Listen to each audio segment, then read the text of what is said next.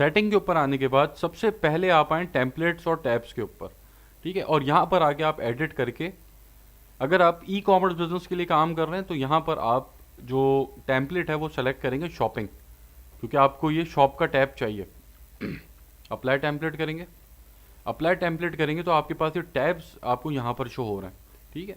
अब टैब्स के अंदर जो इवेंट्स हैं इसको आप क्लोज कर दें, इसका आपका कोई काम नहीं है, ठीक है। शॉप को आप ऊपर ले आएँ, शॉप के बाद वीडियोस को ऊपर ले आएँ, उसके बाद रिव्यूज़ को ऊपर ले आएँ, फ़ोटोज़ को। इससे आप यहाँ पर अपने जो टैब्स हैं उसकी आप सेटिंग कर सकते हैं ऐसे, ठीक है। जॉब्स आप ऑफ़र नहीं कर रहे, इसको भी आप क्लोज कर देंगे, ठीक है। ऑफ़र्स को भी आप क्लोज कर दें, चाहें तो आप ऑफ़र दे भी सकते हैं, लेकिन आप इसको अभी फ़िलहाल क्लोज रखें, ठीक है। तो ये आपके इस तरीके से आप अपने टैब्स को सेट करेंगे। इसको सेट करने के बाद आप जनरल सेटिंग के ऊपर जब आएंगे तो यहाँ पर ये कुछ आपको आपके सामने सेटिंग्स शो हो रही हैं। इसके अंदर जो काम आपने करना है, एक एक करके मैं सारी आपको नहीं बताऊंगा, ये आप खुद पढ़ सकते हैं आगे। बहुत बेसिक सेटिंग्स हैं, ठीक है। कि जैसे कि आपकी विजिटर पोस्ट आप अलाउ करते हैं नहीं करते, ठीक है। आपकी विजिबिलिटी पेज की, पब्लिश्ड एंड पब्लिश्ड, बहुत ही बेसिक हैं ये चीज़ें। इसके अंदर जो काम की चीज़ है वो आप जो है यहाँ देख लें पहले। इसके अंदर जो सबसे पहला काम आपने ये करना है, यहाँ पर आप आएँ कंटेंट मॉडरेशन, इसके ऊपर क्लिक करें। अब यहाँ पर आपने काम करना है, कुछ ऐसे वर्ड्स हैं कि जिन वर्ड्स को आपने फेसबुक को बताना ही है कि अगर इन वर्ड्स का कोई कमेंट आपके पेज के ऊपर आता है, आपकी किसी पोस्ट के ऊपर आता है, तो फेसबुक उसको खुद ब खुद हाइड कर दे, ठीक है। जैसे कि ये एक वर्ड हो गया फ्रॉड, स्कैम ये एक वर्ड हो गया, चीप ये एक वर्ड हो गया, उसके बाद www ये एक हो गया वर्ड, उसके बाद .com हो गया। ये मैं समझाता हूँ ये मैं क्यों डाल रहा हूँ। चाइना हो गया, अली एक्सप्रेस हो गया, स्कैमर्स हो गया,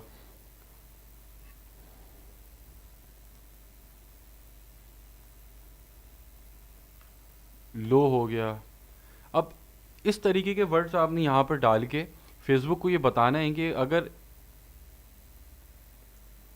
इन वर्ड्स के कोई कमेंट्स आपके पेज के ऊपर आएँ या आपकी किसी पोस्ट के ऊपर आएँ तो फेसबुक उनको खुद ब्लॉक कर दे। होता ये है कि जब आप एक ऐड रन कर रहे होते हैं, मैं आपको एग्जांपल देता हूँ दराज की। फॉर एग्जांपल आप दराज के लिए ऐड रन कर रहे हैं। अब जब आप दराज के लिए ऐड रन कर रहे हैं तो ऐड उन लोगों के पास जा रहा होता है कि जिन लोगों को दराज के किसी सेलर ने चीट किया है।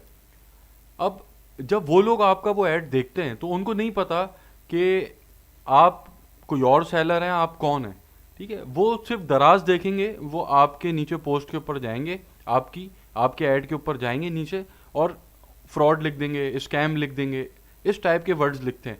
तो ये जो वर्ड्स होते हैं, अगर ये आपके पेज के ऊपर कमेंट आ गया है और आपको नहीं पता चला तो इससे बड़ा नुकसान पहुंचता है आपको। क्यों? क्योंकि मैंने आपको बताया था कि फेसबुक यूज़र सबसे पहले कमेंट के अंदर जाता है, कमेंट में जाकर वो कमेंट्स पढ़ रहा होता है। तो अगर वहाँ पर उसको स्कैम, फ्रॉड इस तरह के कमेंट मिलेंगे तो वो कभी भी आपके लैंडिंग पेज के ऊपर नहीं जाएगा। तो वहाँ पर फिर अगर 100 लोग आपके लैंडिंग पेज के ऊपर पहले जा रहे थे एक सर्टेन अमाउंट खर्च होने के बाद, तो अब वहाँ पर सिर्फ 70 लोग जा रहे हैं, 65 लोग जा रहे हैं, 30-35 लोग वैसे ही कट गए, ठीक है।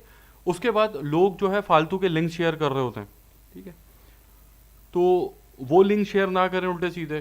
तो ये आप जब भी .com हो गया, www हो गया, उसके बाद अली एक्सप्रेस ये एक वर्ड है, मतलब आपने किसी को कोई चीज़ बेची है और वो आपने अली एक्सप्रेस से शिप की है, और वो जो फेसबुक यूज़र है जाहिर है वो आपका ऐड दोबारा देखेगा ज़रूर। अगर उसने आपसे बाय किया है तो वो आपका ऐड उसके पास जा सकता है।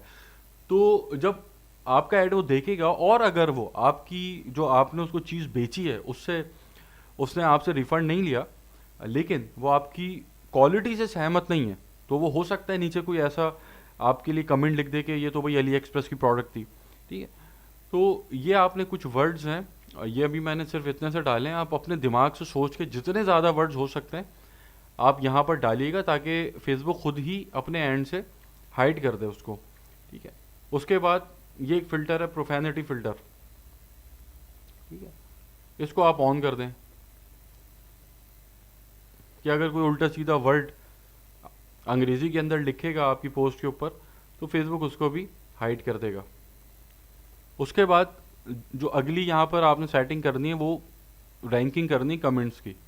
इस सेक्शन के ऊपर आएंगे और आपने इसको टिक करना है कि see most relevant comments by default, ठीक है। इसको आपने सेव चेंजेस उसके ऊपर कर देना है। इससे ये होगा कि जो मोस्ट रेलेवेंट कमेंट्स, मतलब कि जिन कमेंट्स के ऊपर सबसे ज़्यादा लाइक्स हैं, ठीक है, आपने कोई अपने पेज के ऊपर रिव्यू ले लिया अपने अपने ऐड के ऊपर, अब उस रिव्यू के ऊपर अगर लाइक्स हैं तो वो आपको टॉप पे नज़र आए, या आपने किसी को रिप्लाई किया है और उस रिप्लाई के अंदर आपके कमेंट पे लाइक ज़्यादा है, इंगेजमेंट जिन कमेंट्स के ऊपर इंगेजमेंट ज़्यादा होगी वो यहाँ पर ऊपर रहेंगे। अगर आप इसको अनटिक रखते हैं तो फिर जो सबसे नए कमेंट्स होंगे वो सबसे ऊपर आपको नज़र आ रहे होंगे, ठीक है। तो इसको आपने चेक रखना है। इसको मैं एक्सप्लेन कर देता हूँ अपनी एक पोस्ट से।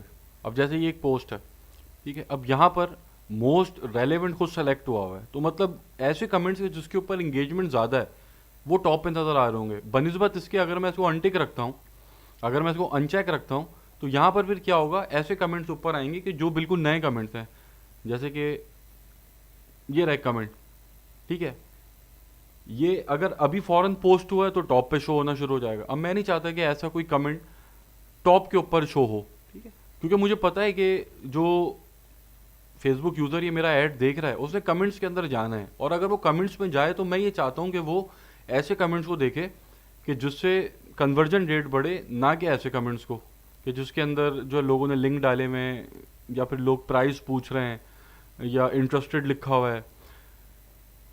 तो यहाँ पर आपने इसको टिक रखना है। उसके बाद अगली सेटिंग ये आपने ऑफ करना है, ऑटो जनरेटेड सबटाइटल्स से। तो ये खुद ही आपको ऑफ हुआ हुआ होगा। बाकी इसके अंदर और कोई ऐसी नहीं है सेटिंग जो आपने छेड़नी है, बाकी आप इसको सबको ऐसे ही छोड़ दें, ठीक है।